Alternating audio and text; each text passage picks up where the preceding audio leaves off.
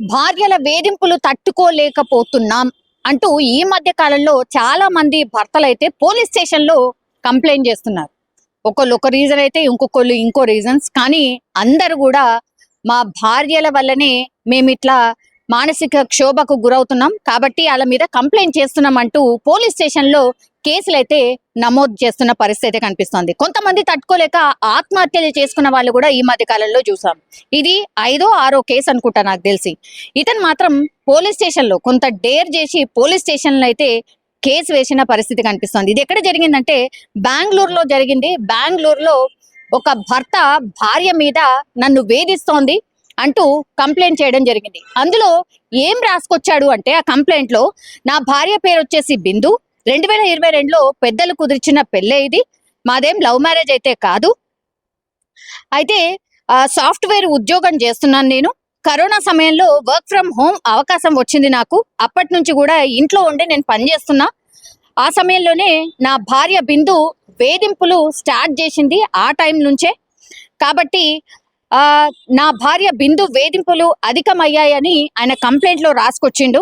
Online లో office work చేసుకుంటున్న సమయంలో పెద్ద పెద్ద సౌండ్ తో పాటలు పెడుతుంది, డాన్సులు చేస్తుంది, తర్వాత మానసికంగా వేధిస్తుంది అంటూ శ్రీకాంత్ కంప్లైంట్ లో చెప్పడం అయితే జరిగింది. దానివల్ల ఉద్యోగంపై నేను శ్రద్ధ పెట్టలేకపోతున్నాను అని కూడా ఆయన కన్నీరు పెడుతూ ఈ కంప్లైంట్ ఇచ్చేటప్పుడు కూడా పోలీస్ అధికారులకు చెప్పిండట. సో రోజుకి 5,000 రూపాయలు ఇవ్వు, నెలకు 1,50,000 రూపాయలు ఇవ్వు నాకు, అయితేనే నేను వేధించను, రోజుకి 5,000 ఇయ్యాలట. ఓకే, అండ్ డబ్బులు ఇవ్వకపోతే ఇంట్లో చిత్రహింసలు పెడుతున్నావని నేను కంప్లైంట్ చేస్తా, 60 ఏళ్ల వరకు పిల్లలను కనను, అంతగా పిల్లలు కావాలంటే ఎవరినైనా దత్తత తీసుకో, 2022 పెళ్ళైనా ఇప్పటి వరకు పిల్లలు లేకపోవడానికి కారణం అదే అంటూ కూడా పోలీస్ కంప్లైంట్ లో రాసుకొని వచ్చాడు శ్రీకాంత్.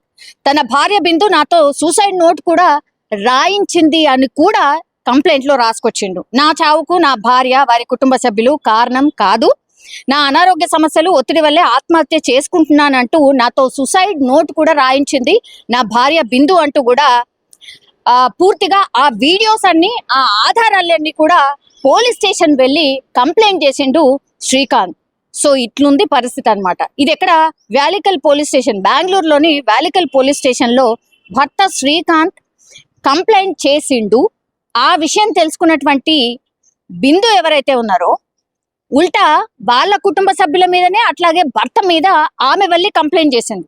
ఏమని, కట్నం కోసం వేధిస్తున్నాడు, మీడియా అట్లాగే పోలీసులు భార్య బిందును ప్రశ్నిస్తే రోజుకు 5,000 రూపాయలు ఇవ్వనని డిమాండ్ చేస్తున్నానంటూ కట్టుకథలు అల్లిండు.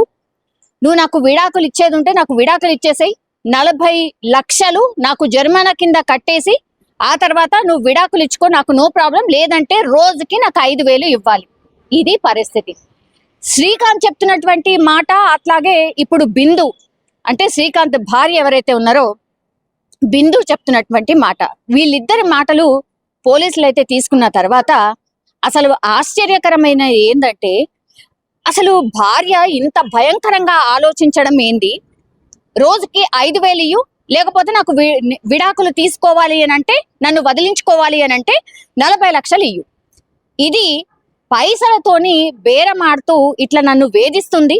అట్లాగే వర్క్ ఫ్రమ్ హోమ్ అంటే పొద్దున నా హెడ్స్ ఎవరైతే ఉంటారో వాళ్ళు ల్యాప్టాప్ లో ఒక మీటింగ్ జరుగుతుంది అంటే ఏంటి వాళ్ళ షెడ్యూల్ ఏంటి, వాళ్ళు ఏం వర్క్ చేస్తాము ఏంటి అనేది కూడా పూర్తిగా షెడ్యూల్ పెట్టి వీడియో కాల్లో అందరూ అటెండ్ అవుతూ ఉంటారు. అట్లాంటి టైంలో నా వెనకాల వచ్చి, ఆ వీడియో కాల్లో ఉన్నప్పుడు నా వెనకాల వచ్చి డాన్స్ చేస్తుంది, లేదంటే చిత్ర విచిత్రమైన ఎక్స్ప్రెషన్లు పెడుతుంది, లేదంటే పెద్ద పెద్ద సౌండ్లు పెట్టి పాటలు పెడుతుంది.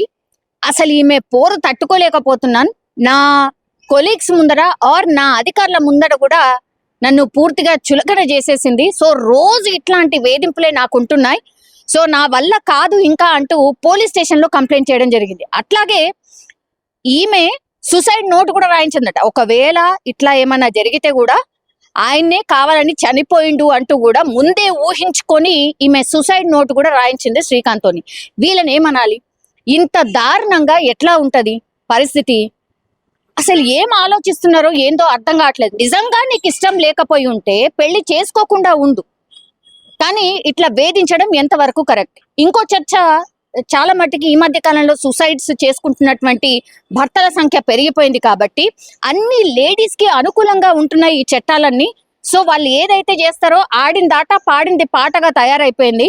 సో ఏది పెట్టినా లేడీస్ కి అనుకూలంగా ఉంటుంది కానీ జెంట్స్ కి అనుకూలంగా ఉండట్లేదు కాబట్టి మేము తట్టుకోలేకపోతున్నాం, మా వల్ల కావట్లేదు, మేము న్యాయస్థానాలకి వెళ్ళినా కూడా మాకు న్యాయం జరగదు అని భావించి మేము ఇట్లా చేసుకోవాల్సి వస్తుంది అంటూ కూడా చాలా మంది భర్తలు వీడియో రికార్డింగ్ లో వీడియో తీసి చెప్తున్నటువంటి మాటలు, కొంతమంది అయితే చనిపోయారు కూడా.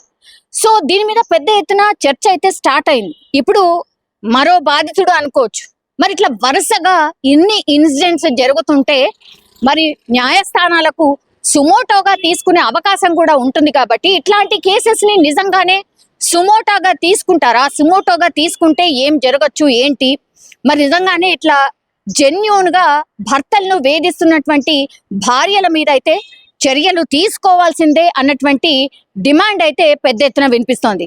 కానీ ఇప్పుడు బెంగళూరులో జరుగుతున్నటువంటి ఇన్సిడెంట్ ఇది కొత్త ఏమీ కాదు. గతంలో కూడా ఇట్లాంటి ఇన్సిడెంట్స్ డిఫరెంట్ స్టోరీస్, కానీ ఇట్లాంటి ఇన్సిడెంట్స్ పెద్ద ఎత్తున నమోదవుతున్నాయి. సో దీని మీద చర్యలు అయితే తీసుకోవాల్సిందే. అండ్ నిజంగా న్యాయస్థానాలు కూడా ఒకసారి మళ్ళీ రీథింక్ చేయాల్సిందే. మరి చట్టాలలో ఏమైనా మార్పులు చేస్తే గానీ ఇట్లా భర్తలను వేధిస్తున్నటువంటి భార్యల మీద కఠినంగా చర్యలు తీసుకోవాల్సిన అవసరం అయితే ఇట్లాంటి ఇన్సిడెంట్స్ చూసినప్పుడు మనకైతే అర్థమవుతోంది.